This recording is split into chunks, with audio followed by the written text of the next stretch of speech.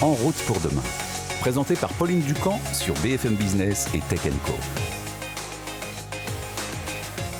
Les ZFE, ces zones à feu de l'émission qui sont présentes dans une quarantaine de villes en France, suscitent autant d'enthousiasme que d'inquiétude auprès des automobilistes concernés par ces interdictions, parfois aussi difficiles à comprendre en l'absence de contrôle effectif, notamment sur le terrain. Alors pourquoi mettre en place la verbalisation automatique prend-elle autant de temps ? Comment seront gérées les données des milliers de véhicules qui vont être contrôlés demain ? Quelles technologies peuvent aussi nous aider à obtenir les passes, les dérogations qui sont applicables dans les ZFE les plus strictes comme celle de la métropole du Grand Paris? Eh bien, on en parle tout de suite dans ce nouveau numéro d'En route pour demain. Et pour ça, j'accueille en plateau Philippe Castanet. Bonjour.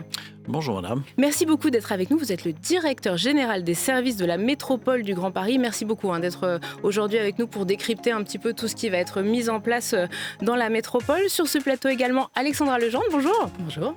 Porte-parole de l'association La Ligue de défense des conducteurs. Alors vous avez notamment publié récemment une tribune sur ces ZFE 2025. Plus de véhicules interdits, plus de confusion. On va y revenir. Et puis à vos côtés, bien sûr, Julien Bonnet, journaliste auto et mobilité BFM Business. Bonjour Julien. Bonjour Pauline. Justement, Julien, on va planter le décor. Est-ce que tu peux nous faire un petit point rapide sur les ZFE, combien de villes, comment ça fonctionne, où on retrouve ces zones qui font tant peur aux Français ? Oui, finalement, les ZFE, on en parle beaucoup, surtout depuis l'année dernière, avec cette restriction supplémentaire qui est apparue depuis le 1er janvier 2025, avec donc la mise en place effective. On va dire toutes les agglomérations de plus de 150 000 habitants doivent en fait avoir une ZFE là depuis le 1er janvier. Donc ça fait, comme tu l'as dit, une quarantaine d'agglomérations et ça va vraiment des principales, on va dire Paris, Lyon, Grenoble, Montpellier, c'est celles qui ont mis en place là les restrictions les plus dures avec les critères 3 interdits. Donc on rappelle aussi le système critère sur lequel est fondé ces ZFE. Donc on a finalement un système de vignettes qui démarre à partir des immatriculations de 1997 et qui va aller, on va dire, progressivement sur le vieillissement des essences et des diesels. Et critère 3, pour faire simple, c'est les essences d'avant 2006 et les diesels d'avant 2011.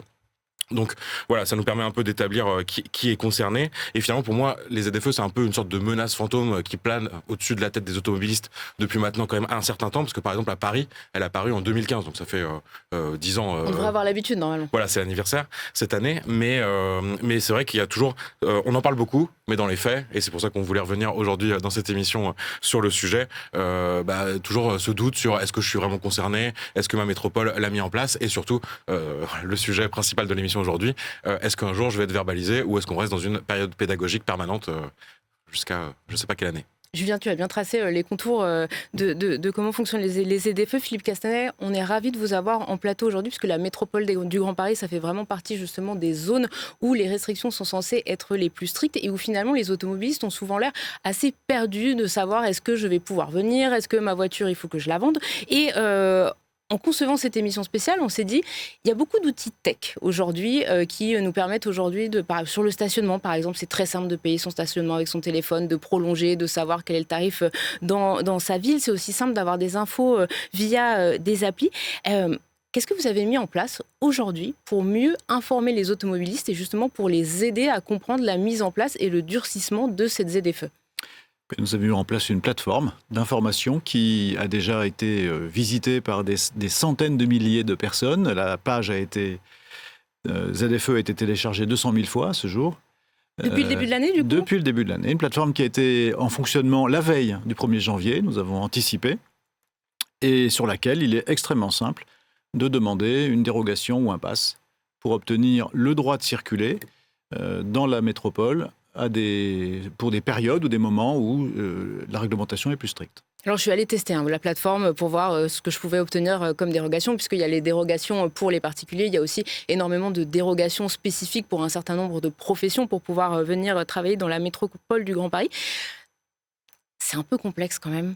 Est-ce qu'on n'a pas moyen de se dire qu'aujourd'hui, avec ce petit outil, avec ce téléphone, on pourrait avoir des choses plus simples, avec peut-être aussi de l'information, des pushs, des petites notifications pour me dire, Pauline, tu as déjà utilisé 20 passes cette année, il t'en reste plus que 4. Est-ce que c'est des outils sur lesquels vous travaillez pour justement rendre encore plus simple et accessible au quotidien la ZFE et l'information qui s'y rapporte ? Oui. Si le président Patrick Ollier a choisi d'ouvrir une période pédagogique plutôt que de lancer des sanctions tous azimuts, c'est aussi pour affiner les outils et rendre la ZFE plus plus simple à nos concitoyens. L'objectif n'est pas de chasser la voiture. L'objectif, c'est de limiter la pollution de l'air. D'ailleurs pour cela que la ZFE ne s'applique pas tout le temps. L'objectif n'est pas de chasser un véhicule, mais d'obtenir que le niveau de pollution soit réduit. La nuit, le week-end, la pollution tombe. On peut donc circuler beaucoup plus librement sur la métropole.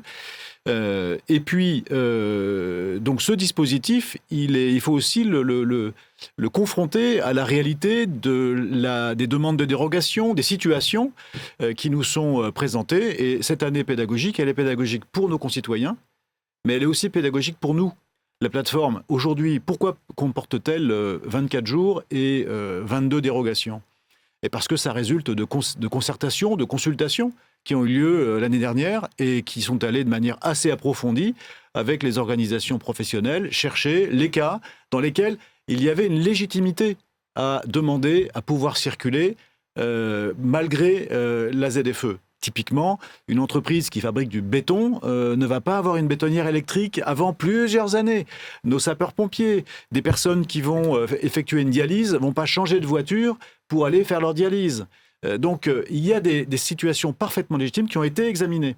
Évidemment, en voulant coller aux attentes de la population et des entreprises, eh bien, nous avons multiplié les cas de figure.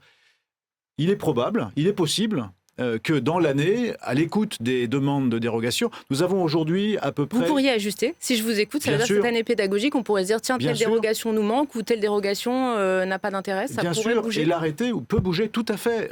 C'est parce que nous pensions qu'en touchant au critère 3, nous arrivions dans une quantité de véhicules qui devenait significative, c'est-à-dire à peu près 20% du parc de véhicules en banlieue et à peu près un gros 10% sur l'hypercentre, et bien que nous étions confrontés à des situations beaucoup plus complexes que celles qui prévalaient à l'époque où les critères limités étaient 4, 5 et hors critères. Et donc nous sommes dans une très grande ouverture d'esprit pour simplifier quand ce sera possible, si nous le sentons possible, le dispositif. L'objectif, je le rappelle, c'est de réduire la pollution, ça n'est pas de chasser la voiture.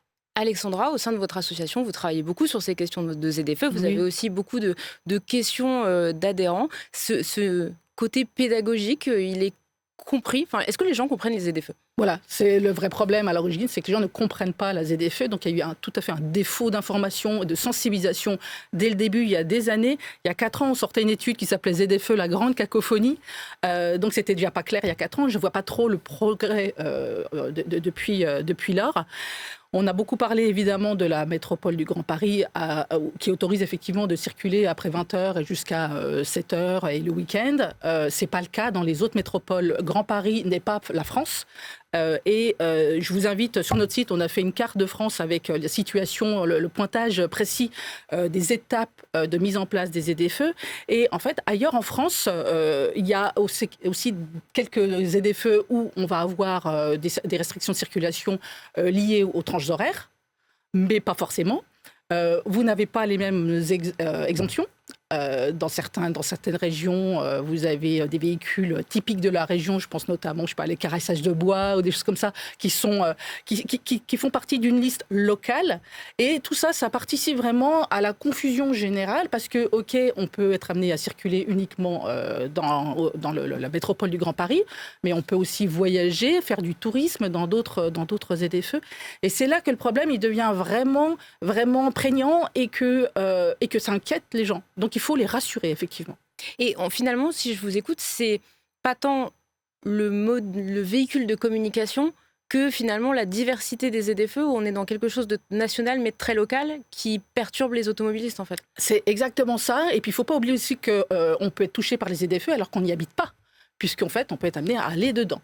Donc, tout ça, ça crée, au moins une dizaine de coups de fil à l'association tous les jours de personnes qui, elles aussi, comme tout le monde, veulent respirer un air de meilleure qualité, mais qui n'ont pas les moyens, forcément, de changer de voiture, qui ne comprennent pas pourquoi leur voiture, ayant réussi le contrôle technique, ne peut pas circuler, qui ne comprennent pas pourquoi la norme euro de leur véhicule, ça c'est pour les plus renseignés, leur permet de circuler si la voiture a été immatriculée après le 1er janvier, mais pas si elle a été immatriculée le 31 décembre, alors que c'est exactement le même véhicule. Ça, franchement, donc on a des niveaux de connaissance du sujet qui partent de rien, qu'est-ce qui me tombe sur la tête, comment je vais faire, à je comprends la problématique, mais je suis pas pour parce que y a plein de choses qui m'embêtent dans sa mise en place. Julien ? Oui, je pense que ce qui a pu créer aussi une confusion, c'est le calendrier qui n'a pas cessé de bouger depuis, par exemple, pour prendre l'exemple de Paris, 2015. Au début, c'est au niveau de la ville de Paris, puis il y a cette évolution au niveau de la métropole. Bien sûr, c'est une certaine logique vu que c'est un peu l'espace justement métropolitain où on veut lutter contre la pollution.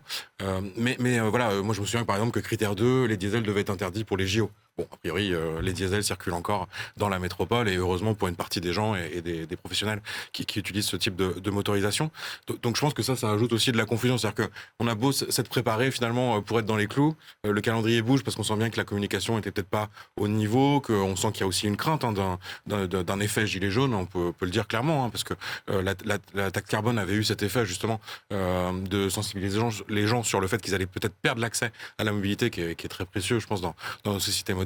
Donc tout ça, je pense qu'il y a une méfiance globale et puis peut-être des élus locaux qui regardent l'État et qui n'avancent pas finalement avec la crainte justement d'assumer. Enfin, je pense qu'on veut tous avoir une meilleure qualité de l'air, on veut tous garder l'accès à la mobilité et c'est cette contrainte un peu, voilà, ce dilemme qui a du mal à être résolu, je pense, à la fois politiquement et donc dans les faits. Philippe Castanet, est-ce que dans votre politique de communication, il y a beaucoup d'informations sur la plateforme dont vous nous parliez, sur le calendrier, sur les différents passes, etc. Est-ce que vous pouvez penser mettre aussi en place d'autres modes de communication pour justement adresser à un public plus large, peut-être aussi pour des aides, pour savoir quelles aides avoir pour changer de véhicule, peut-être aussi pour savoir qu'est-ce qui va advenir de ma voiture critère 3 si une fois que j'ai passé mes 24 passes annuelles pour pouvoir venir dans la ZFE ? Alors oui, nous cherchons à communiquer pour être compris et donc ce petit prospectus là qui est très simple et qui s'intitule « Tout sur la zone à faible émission », a été édité en plus de 100 000 exemplaires, va être mis sous les pare-brises des véhicules dont les polices municipales constateront qu'ils sont critères 4 ou plus, 3, 4 ou plus. Voilà. De telle façon que les personnes qui ne sont pas ultra connectées et qui effectivement peuvent être un peu perdues comprennent où s'adresser et puis voient de quoi ils retournent exactement. Donc ça, c'est une première chose. Après, la question de la dérogation ou du pass, c'est une question qui est renvoyée à nous-mêmes en tant qu'automobilistes. Nous sommes tous automobilistes, ou presque. Et d'ailleurs, je dois dire que lorsque la décision de prendre l'arrêté relatif à la ZFE a été pris, il a été pris à la métropole dans un consensus transpartisan. Le président a réuni tous les groupes politiques de la métropole pour discuter du sujet et il n'y avait pas de crainte, mais une volonté de pédagogie dans le débat qui s'est déroulé. Il faut arriver à limiter la pollution, c'est une question je dirais, de santé. Et il y a quand même 5000 décès prématurés sur le territoire, il faut les éviter. Mais il faut prendre un chemin qui soit compréhensible par la population. Alors malheureusement, nous ne réglerons pas deux choses au niveau de la métropole. Un, c'est les questions législatives, parce que c'est bien la loi qui a fixé cette obligation, et également la question des différences d'appréciation. D'abord parce que il y aura toujours si vous allez à Milan ou vous allez à Londres, ou à Barcelone, les conditions sont différentes. Donc il y aura toujours des différences à des distances limitées de Paris. Et puis ensuite, si la loi a confié au territoire les ZFE et que ce n'est pas à l'État d'entreprendre la démarche, c'est bien parce qu'il y avait une volonté d'adaptation. On ne peut pas d'un côté demander que la République soit proche de nos concitoyens et d'autre part vouloir des mesures unilatérales. Alors évidemment, on balance toujours entre ces deux exigences, mais je comprends très bien qu'il y ait une volonté d'harmonisation. D'ailleurs, nous sommes en relation entre les différentes métropoles pour progresser, mais c'est vrai que la volonté de la métropole du Grand Paris, elle résultait de pédagogie, elle résultait du fait que nous sommes 13 millions d'habitants en Île-de-France, dont 5 millions dans la zone métropolitaine, et que je ne dirais pas que tous les Français passent par Paris, mais il y a sans doute plus de Français qui passent par Paris que de Français qui passent par d'autres villes. Ce n'est pas leur faire injure que de le dire. C'est la situation géographique de Paris et l'importance de la ville l'expliquent. Donc nous avions une obligation particulière d'agir différemment. Alors après, que se passe-t-il quand j'ai consommé 20 jours sur les 24 jours de mon pass ?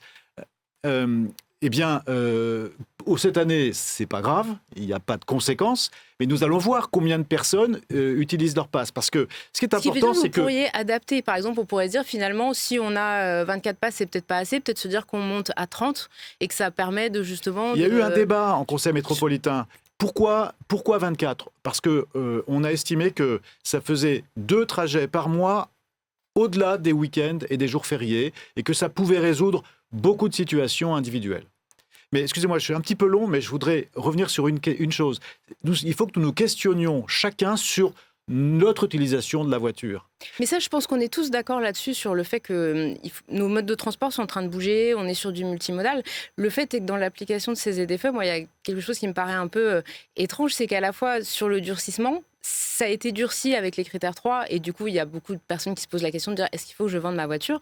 Et en même temps, on a cette partie pédagogique qui est intéressante, mais finalement, concrètement, il n'y a pas de verbalisation. Et ça sera la deuxième partie de notre émission qu'on va aborder maintenant, qui est de se dire, alors je sais qu'on n'a pas du tout envie d'être verbalisé si on vient et qu'on circule, mais du coup, concrètement, on a l'impression qu'aujourd'hui, c'est durci, mais c'est beaucoup plus souple, et qu'en fait, on ne sait pas à partir de quel moment ça va être appliqué concrètement avec un contrôle automatisé. Et du coup, c'est difficile aussi de se projeter, de se dire, est-ce que je change ma voiture cette année ? Est-ce que je la change l'année prochaine ? Est-ce que je m'inquiète tout de suite ?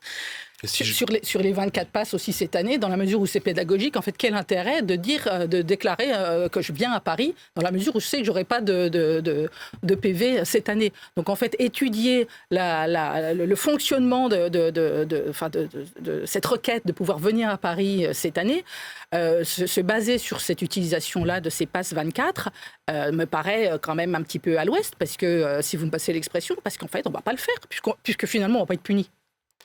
Non. Je ne suis pas d'accord avec vous. D'abord, c'est un sondage grandeur nature. Voilà, nous sommes dans le concret. Nous avons 200 000 personnes qui sont allées voir le dispositif, près de 10 000 qui ont formulé des demandes de passe ou de dérogation, et nous apprenons beaucoup de choses. Sur 13 millions, vous nous avez dit. Sur 13 millions d'habitants. Oui, non, c'est ça. Mais même sur 67 millions de Français. Mais on a 20 jours d'ancienneté sur la question de la ZFE concrètement, en critère 3, je trouve que 200 000 personnes qui se sont posées des questions pratiques et 10 000 qui ont formulé une demande, c'est un vrai sondage grandeur nature. Et par exemple, nous avons été surpris par l'ampleur du nombre de personnes qui nous sollicitaient des dérogations pour des questions médicales, ce qui a peut-être nous amené à réfléchir à la formulation de cette dérogation pour la simplifier. Souvent, ce sont des personnes âgées. Ou des personnes qui n'ont pas des facilités que peuvent avoir des personnes en pleine santé, avec des obligations horaires qui ne sont pas libres. Mais la question n'est pas, faut-il que j'abandonne ma voiture ? C'est pourquoi irais-je faire mes courses avec ma voiture critère 4 dans la zone urbaine en semaine entre 8h et 20h ? Pourquoi n'irais-je pas plutôt le samedi ou le dimanche, ou pas plutôt le samedi d'ailleurs, parce que le dimanche, essayons de nous reposer, mais parce que je n'ai pas la contrainte du critère. Je discute avec des personnes lors des cérémonies de vœux auxquelles je me rends aussi pour cela, mais également avec des entreprises. Il faut passer par ce questionnement. Quel est mon métier ? Quelle est mon obligation ? Beaucoup de gens sont inquiétés parce qu'ils sont en horaire décalé. Mais d'abord, s'ils vont la nuit à Paris à 5h du matin, ils n'ont aucune crainte à avoir. Et s'ils demandent une dérogation en disant j'y vais à 5h, je rentre à 13h, je souhaite une dérogation, elle est automatiquement accordée. Alors après, la question de la verbalisation, c'est la seconde question. C'est l'un des sujets. 2026, normalement. Est-ce que vous nous confirmez qu'à partir de 2026, il y aura une verbalisation automatique qui fera avec peut-être un contrôle de plaque. Est-ce que 2026, on sera verbalisé avec un contrôle automatique si on ne respecte pas la ZFE ? Alors, d'abord, verbalisation. Je rappelle que s'il y a une période pédagogique qui s'applique, elle souffre de petites exceptions qu'il faut expliquer à nos auditeurs. C'est parce que le temps file que je nous presse un petit peu. Et je sais que c'est une question qui intéresse beaucoup. La première, c'est qu'il faut mettre une vignette critère sur son pare-brise. Et trop de gens ne l'ont pas. Et le faire par des sites officiels. Voilà, il y a beaucoup à 3,81 €. Voilà. Il faut le faire parce que je rappelle que dans un temps pas si ancien que cela, c'était plaque paire, plaque impair, ce qui était le plus stupide des systèmes de discrimination des véhicules quand il y avait des périodes de pollution. La puissance publique doit pouvoir, en fonction de la qualité de l'air, prendre des décisions. Parce que la seconde chose, c'est qu'il y a des lois antérieures à la loi climat et résilience qui s'appliquent, et le préfet de police peut, à Paris, en cas d'épisode de pic de pollution, interdire à certains types de véhicules, selon leur vignette critère, parce que c'est le système qui a été jugé comme étant le plus pertinent. Et dans toutes les grandes villes de France, si je peux me permettre. Et interdire, et automatiquement, je rappelle que les transports publics deviennent gratuits. Donc, et ça, je pense que les automobilistes ont bien, et ça peut toujours se produire. Bien compris ce mode de fonctionnement-là. Mais moi, je parle vraiment du contrôle automatique pour se dire, critère 3 permanent, le lundi à 9h, je veux pénétrer dans la métropole. Eh bien, comme aujourd'hui, on est contrôlé quand on est stationné, le stationnement, et où on a des voitures automatiques qui nous contrôlent. Si on n'a pas payé, on a une amende. Est-ce que ça va arriver en 2026 ? Alors, il n'y aura pas de contrôle au stationnement, puisque quelqu'un qui est stationné avec un critère 5, rien ne dit qu'il roule. Et l'objectif n'est pas, je rappelle, de chasser la voiture. Je sens que vous essayez de me noyer le poisson de mon histoire de contrôle automatique. Les contrôles automatiques, les marchés, ce sont des marchés passés par l'État, les radars. Oui, voilà, mais c'est ça l'enjeu. Et donc, les marchés sont passés. On a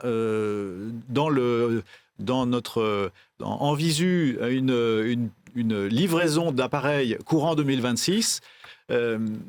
Voilà, nous ne mettrons pas en place de système de verbalisation qui serait jugé par trop injuste. Donc le radar qui discriminant, c'est quelque chose quand même qui est le plus automatique possible. C'est quelque chose que les personnes pourront comprendre, alors que je suis verbalisé parce que j'étais garé un peu en travers et je ne suis pas garé en travers, je ne suis pas verbalisé. C'est quelque chose qui, s'agissant de la vignette et de la critère, ça serait quelque chose qui serait profondément injuste et qui pourrait susciter de justes protestations.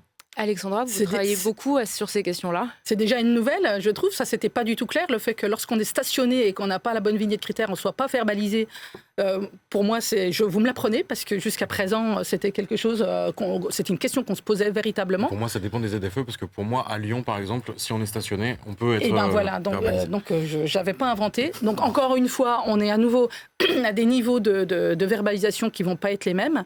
Ma foi, maintenant, à voir effectivement.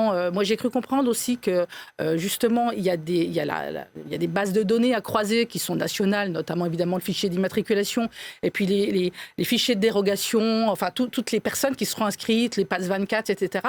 Ça va faire quelques données à croiser pour ne pas donner le PV à la mauvaise personne. Parce que le problème, nous, on connaît aussi très bien le problème du stationnement, c'est que les PV indûment dressés, parce que la machine a mal marché, parce qu'on s'est fait usurper les plaques, etc., il y en a des dizaines de milliers d'exemples, et que le parcours de contestation du PV est infernal, insupportable, et là vous allez encore aussi générer de la frustration et de la colère. Et je crois que ce n'est pas du tout l'objectif. Je pense que l'objectif de santé publique a été très mal expliqué.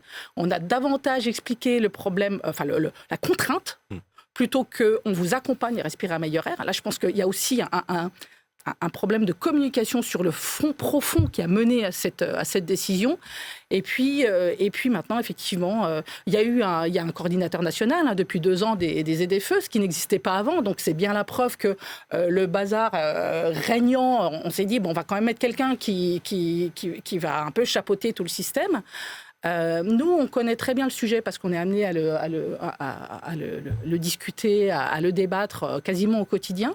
Mais franchement, votre flyer, il est sans doute extrêmement pédagogique, mais il reste ultra complexe. Et en fait, il faut, même au niveau des mairies, il faut vraiment que que les maires discutent directement par des flyers dans les boîtes aux lettres, peu importe le moyen. Mais je pense que la pédagogie, elle n'est pas du tout aboutie. Il faut continuer, mais beaucoup plus fort et effectivement de manière beaucoup plus claire, encore une fois, en se basant sur le problème de santé publique. Et c'est là où je pense qu'on peut se rejoindre tous sur cette question d'avoir un air meilleur dans nos villes. Voilà, cette émission touche à sa fin. Les ZFE, il faudra qu'on en refasse une parce que je sens qu'il y a beaucoup de questions qui se posent. Merci d'avoir été avec nous, Monsieur Castanet. Merci beaucoup, Alexandra Legendre, Julien Bonnet. Voilà, en route pour demain, c'est déjà fini. On se retrouve tous les samedis à 18h30 sur BFM Business et puis en multidiffusion sur Tech & Co. Prenez soin de vous, à la semaine prochaine.